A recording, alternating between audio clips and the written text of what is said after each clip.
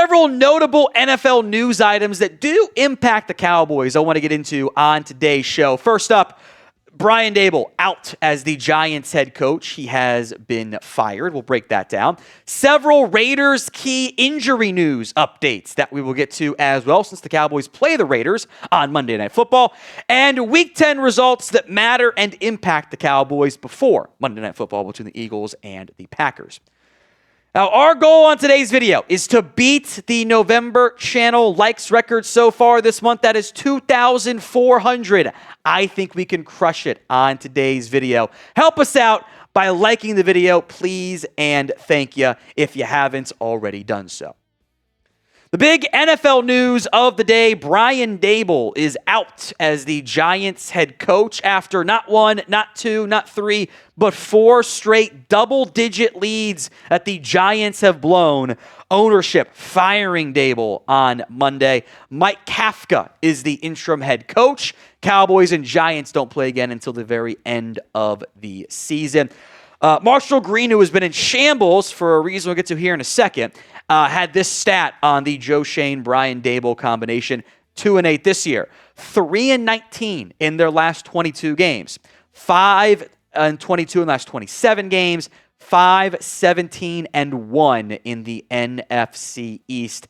Brian Daboll actually never has beaten the Dallas Cowboys. He's lost all 7 of his previous matchups. They have been unable to win a game over Dallas, as close as they came in the overtime loss. And even when they didn't have Dak Prescott, still weren't able to gut out wins. Giants always finding a way to come up short under Brian Daboll against the Dallas Cowboys. Look, the Giants firing Brian Daboll was obviously needed, but in good news for Cowboys fans / NFC East fans everywhere, it makes their offseason look worse. They did the mistake of drafting the quarterback to pair with the head coach. Now they fired the head coach, and now they're keeping the GM. That was the report out of New York. The Giants announcing Joe Schoen would stay as the GM.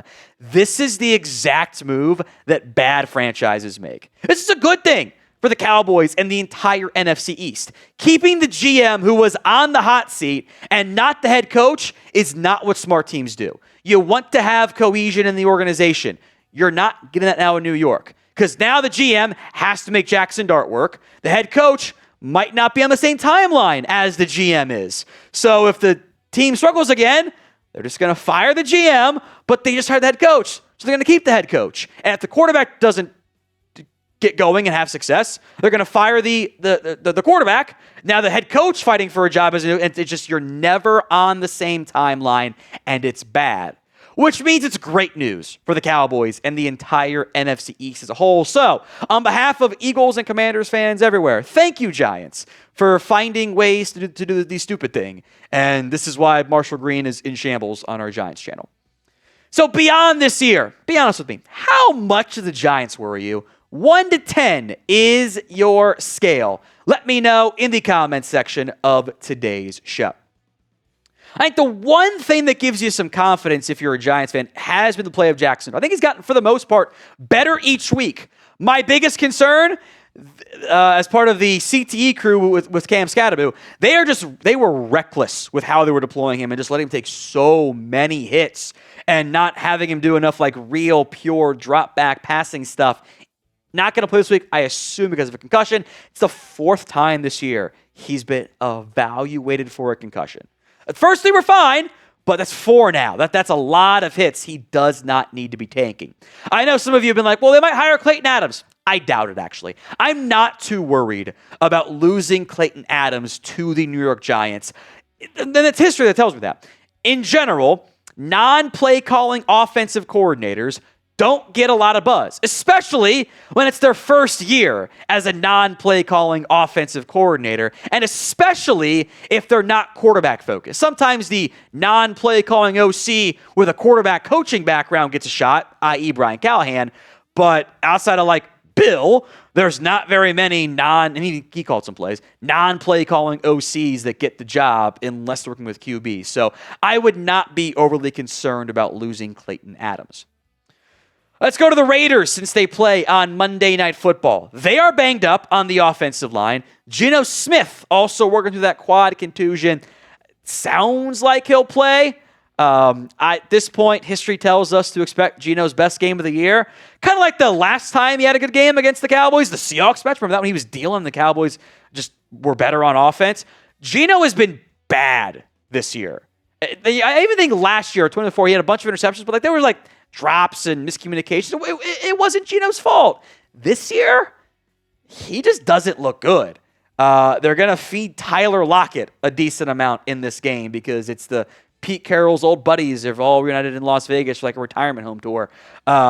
Geno has been a huge issue. Bigger issue is the offensive line. More on that in a second. But first, today's show is made possible by PrizePicks. The hard-hitting football action is even better with PrizePicks. The weather might be changing, but the feeling of being right never gets old. Keep the season rolling on PrizePicks by getting $50 instantly in lineups when you play your first $5. You can follow other PrizePicks players directly on the app. Copy their lineups in one. Whether it's a friend, celebrity partner, or someone who's picks light. Hit the follow button and check out every lineup they create in the new feed tab on PrizePicks. Little Monday Night Football PrizePicks action. Devonta Smith more than receiving yards. Josh Jacobs more than a half touchdown, so 1 touchdown. Saquon less than rushing yards. PrizePicks is the only app to offer stacks. So if you want to pick Jalen Hurts, for example, more than passing, rushing yards, and touchdowns, you can do it only on the PrizePicks app. Go download the app today and use code CLNS to get $50 in lineups after you play your first $5 lineup. That's code CLNS to get $50 in lineups after you play your first $5 lineup. Links in the comment section and the description of today's show. Let's go to the Raiders offensive line, and they are extremely banged up. Colton Miller is already on injured reserve. Sounds like Jackson Powers-Johnson is going to end up going to IR, potentially ending his season. Dylan Parham is battling a high ankle sprain. He might not be able to play either. So Mitchell Renz, our Raiders Report host, cooked up his proposed offensive line against the Cowboys. And honestly, if you know more than 2 people on this list, touch grass. I'm kidding. I know them, but this is not a good offensive line. This is a horrifically bad unit, and it's really shown up. In particular, the run blocking has been just horrible for the Las Vegas Raiders. DJ Glaze has not been good. They've tried Alex Kappa at times as well. Jordan Meredith has been Meredith and Glaze and Stone Forsythe are average at best offensive linemen. Caleb Rogers hasn't, draft pick out of Texas Tech, you guys might know him from locality, hasn't played it on offense. Charles Grant has had a snap. So that's an entirely new left side of the offensive line. The Raiders O-line, whatever 5 they toss out there, is a mess. The Cowboys should be able to generate plenty of pressure. And there have been games this year where different parts of the Cowboys pass rush is good. The Jets game, for example, there were several players who were good in that game.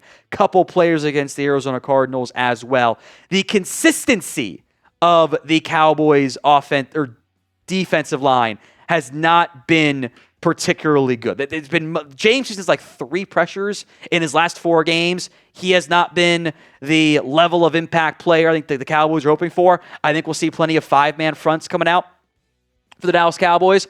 I think you'll see a lot of Osa and Clark and Quinnich have a big game, but you should be able to get pressure in this one. We'll go more in depth on that as part of our previews later this week.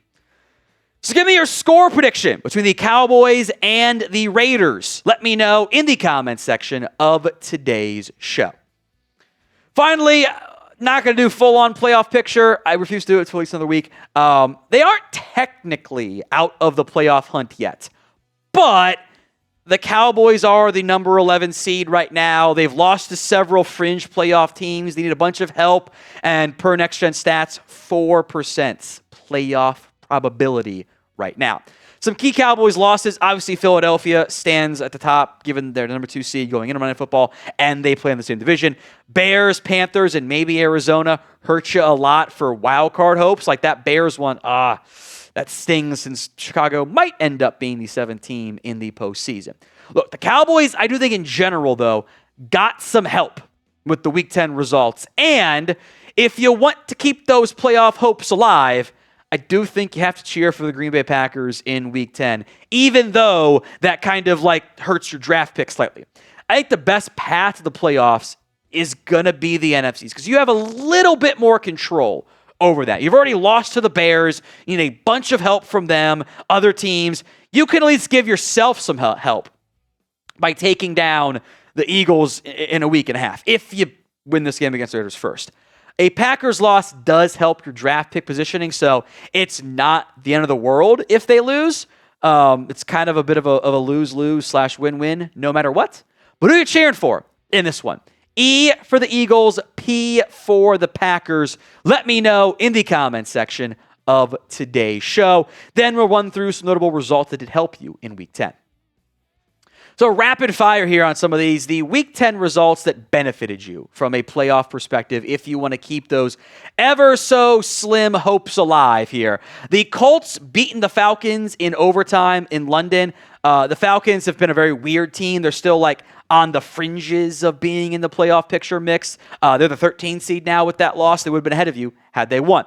Ravens and Vikings. The Vikings lose. They're 4-5. There's wild card implications there down the line. You do play the Vikings later in the year, so that's good. This one not as impactful because I'm pretty sure Tampa is just going to run away with the division. But I do think that the Bucs loss, if something weird happens and they fall apart, that's one less win for them.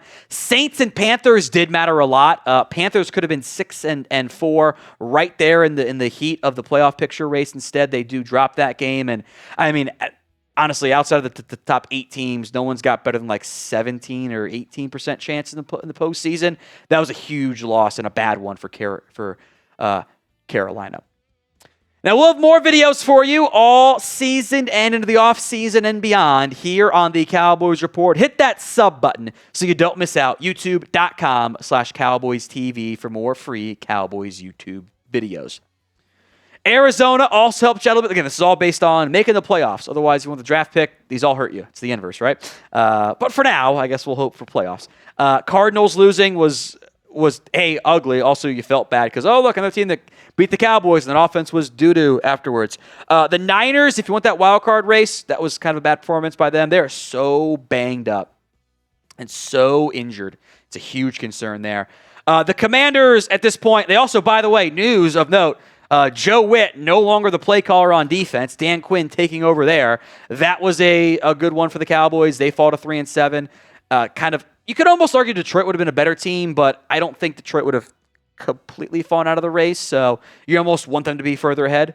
The Bears beat the Giants was not helpful. If they would have lost and dropped themselves to 5-4, that would have been beneficial to you. But then they would have not fired Brian Daboll today. So, which I guess they're going to keep Joe Schoen no matter what. I don't know. It's kind of humorous the way that this year has gone on for the Giants and how it, again, has fallen apart.